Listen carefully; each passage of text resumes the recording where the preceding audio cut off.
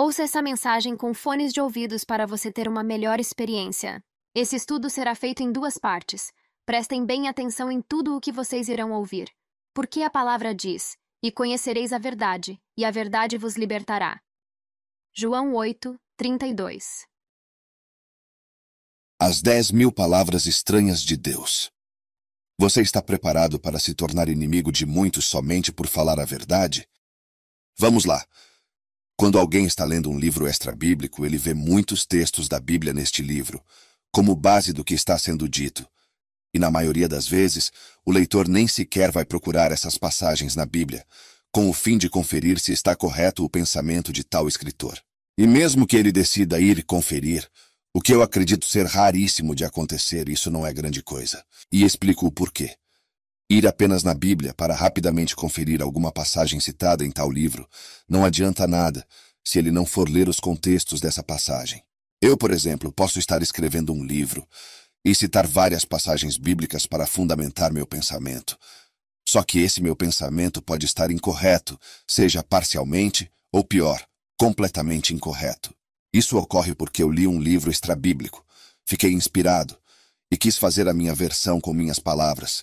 E isso é o que eu acredito que constantemente acontece. Ou porque eu estou realmente lendo as Escrituras e isso é bom. Mas eu posso não estar entendendo bem o que as profecias estão realmente querendo dizer. E assim escrevo um livro com ensinos errados, e isso é mau. E se Deus permitir que tal livro viralize, esse pode ser um dos livros que vão ajudar a criar seitas populares no presente e no futuro. E Deus vai permitir isso ocorrer por vários motivos, os quais eu vou explicando aos poucos. Logo, se você for a pessoa que sempre está gastando tempo com a leitura da lei, dos salmos e dos profetas, e não com as centenas ou milhares de outros livros, ainda que falando da Bíblia, você será poderoso o suficiente para restaurar as verdades de Deus, as quais Ele mesmo permitiu que fossem perdidas, às vezes parcialmente perdidas, e algumas vezes completamente alteradas. E isso ele faz com o propósito de gerar um trabalho em seus filhos, trabalho de restauração, zelo, isto é, ciúme pela verdade, um bom combate contra os enganos. Ou seja, coisas que todos os apóstolos de Cristo já enfrentavam em suas próprias gerações, principalmente Paulo. Tais trabalhos de restauração planejados por Deus servem tanto para provar os corações, como para nos dar motivos para não abandonarmos jamais as palavras do Espírito diretamente da fonte. Então, veja o que é evidente.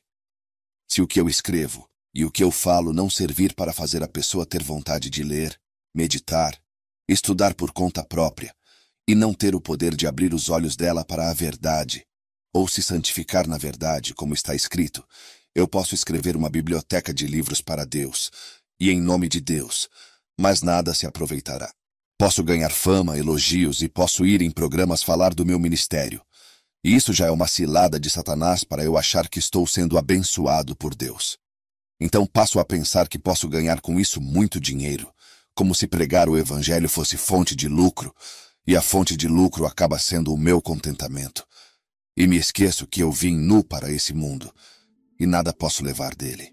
O coração de tal pessoa passa a ter os seguintes pensamentos enganosos. Olha quantas vidas estão falando de Jesus. Glória a Deus. Tenho milhares de seguidores. Sou um pastor e reverendo de nome e de calibre elevado entre o rebanho. Deus tem me enriquecido e estou abastado, e graças a Ele não preciso de nada. Aliás, Ele age de maneira soberana e dá riquezas para quem Ele quiser. Se não vejamos, por que será que Deus enriqueceu Abraão, Isaque, o rei Salomão e o próprio rei Davi? Estes homens foram grandes homens de Deus e se tornaram ricos. Tolos! Quando tais homens ou seus seguidores acordarem desse sono, verão suas lâmpadas se apagando nas trevas. Pedirão azeite para os sábios, e eles não irão dar por ordem do soberano. Tudo isso foram apenas ilusões dos seus próprios corações enganosos e avarentos. Foram desonestos com Deus e suas escrituras. Deus os reprovará. E no dia da revelação, essas obras serão queimadas no fogo tão rapidamente como a palha. E se assim não for, durará um pouco mais no fogo, como a madeira, mas serão totalmente queimadas. E tal pessoa verá todo o seu trabalho virando cinzas diante de seus olhos. O o que será dela nesse dia? Pois ela mesma se colocou em risco e pode não ser aprovada na prova do fogo, e ela mesma pode vir a se queimar. O fundamento que é Cristo já foi posto sobre a casa de Deus, e cada um deve ver como edifica sobre o fundamento. Pois como Paulo disse, se alguém destruir o santuário de Deus pelos quais Cristo morreu e quis salvar, Deus irá destruir tal pessoa. Falo isso baseado na instrução de Paulo para os Coríntios, no capítulo 3. Eu tenho domínio sobre essa carta e posso falar com propriedade sobre ela. Sendo assim, se a pessoa não tiver essa disposição para estudar e ensinar, tomando muito cuidado com os vários livros que ela andou lendo, nos quais ela fundamentou as suas pregações, ela poderá estar edificando palha e madeira sobre o fundamento, e não prata, ouro e pedras preciosas. Então, cada um deve ver como está estudando as Escrituras, e o que anda ensinando em seus livros, em seus canais e em seus ministérios, seja ele onde for. Vamos falar de textos e contextos, voltando ao ponto inicial do estudo em relação a conhecer bem os textos e contextos, pois temos que analisar mais detalhes sobre isso. Prestem atenção. Um é o contexto do texto no Novo Testamento, isto é, o contexto das próprias palavras de tal apóstolo. E outro é o contexto da referência que tal apóstolo está citando, no caso, ou da lei, ou dos salmos ou dos profetas. Por exemplo, em uma só carta, os apóstolos costumavam fazer citações dessas 3 repartições das Escrituras. Eles resumiam o conteúdo dos profetas e adicionavam mais informações em suas cartas. Isto é, eles usavam 1 ou 2 textos de um capítulo, ou 3 ou 4 textos de um profeta. E assim eles escolhiam os melhores textos que resumiam todo o conteúdo do profeta. E não era nada fácil fazer isso, principalmente em uma geração na qual não existiam capítulos e versículos, e nem aplicativos de buscas de palavras. E aí eles somavam isso com outros profetas, repetindo o mesmo processo, e assim escreviam suas interpretações. Eram verdadeiros mestres da lei. Por isso que vemos expressões tais como obras da lei, debaixo da lei, circuncisão, em contraste com palavras como justificação, salvação e vida eterna. E pastores, reverendos e bispos, que eram para serem mestres do rebanho, insistem até os dias de hoje em ensinar sobre justificação e vida eterna, sem levar em conta essas expressões do contexto imediato. Quais são as consequências disso? A reforma protestante e todas as suas abominações faladas em nome de Deus. A farsa do judaísmo messiânico também está nessa lista, e não fica para trás de outras seitas, pois eles chegaram até ao ponto de reescrever o Novo Testamento, alterando todas essas expressões de Paulo citadas acima. Nem os católicos e reformados tiveram coragem de fazer isso com tantas passagens, mas os judeus messiânicos tiveram. Ai desses que iniciaram essa péssima obra. Acontece que muitos desses judeus, com o passar do tempo, acabam apostatando completamente de Cristo e do Evangelho. Outros, porém, continuam falando de Jesus, mas apresentando um outro Jesus e um outro Evangelho. Ou seja, caem em um outro tipo de apostasia. Já vimos essa mesma novela no livro dos Gálatas. E como ela ainda funciona, Satanás continua usando essas mesmas estratégias. E quando é necessário, ele atualiza a doutrina, modificando alguns pontos para arrebatar a outros. E como eles não conseguem explicar os textos da maneira como eles estão escritos no grego e traduzidos em nossas Bíblias, eles criaram a sua própria. E eu fico admirado de ver milhares de brasileiros idolatrando essa tradução sem nexo com o próprio contexto geral da carta e das demais cartas. E até mesmo com os testemunhos que os profetas deram em relação ao plano de Deus para a nova aliança. Dizem eles, não existe nova aliança, e sim aliança renovada. Esses fazem parte de um dos chifres da besta da terra, ensinando uma de suas várias mensagens. Então, como não existe uma nova aliança, e sim uma aliança renovada, eles aproveitam a oportunidade para renovarem o que quiserem, até mesmo a Bíblia.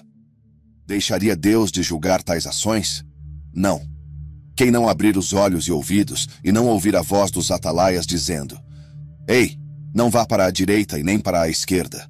O caminho é esse, volte. O tal não entrará no reino do Messias, mas dormirá por 1000 anos, até o dia do julgamento.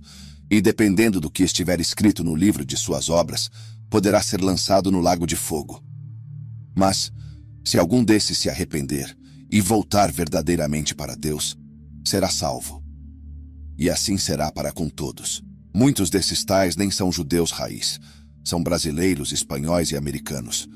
Eles apenas deixam as barbas crescerem, colocaram um talit e um kippá na cabeça, aprendem algumas rezas em hebraico e dizem Shalom, Shalom.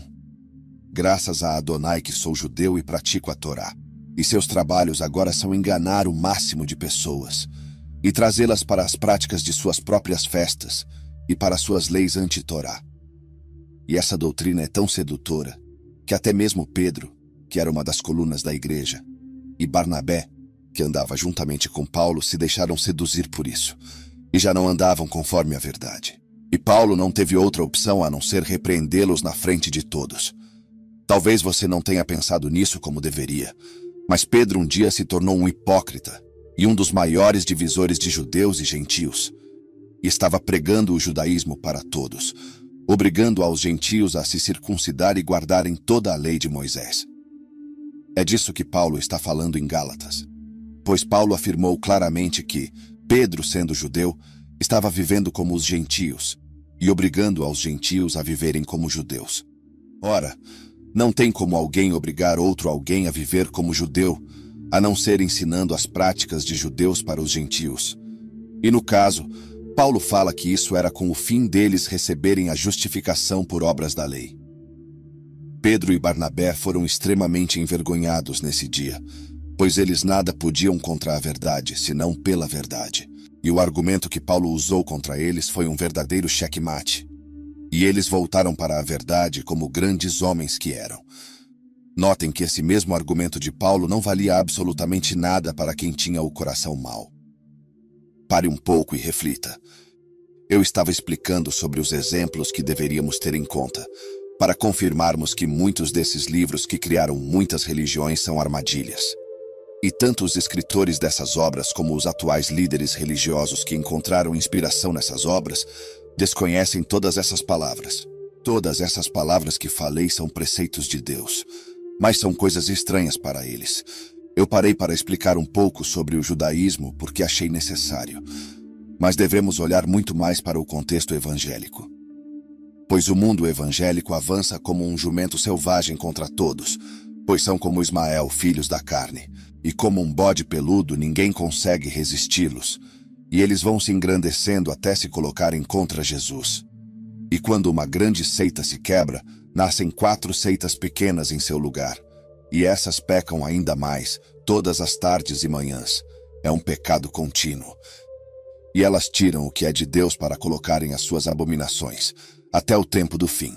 Em Gênesis 28, o bode peludo fez aliança com o jumento selvagem, e assim eles escolheram os seus próprios destinos.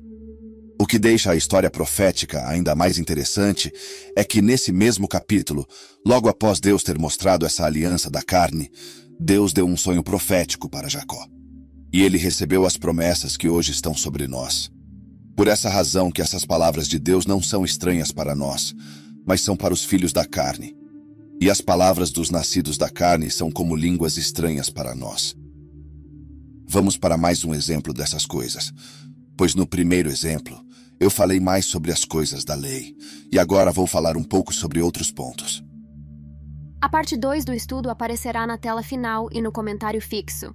Prossiga para entender as 10.000 palavras estranhas de Deus.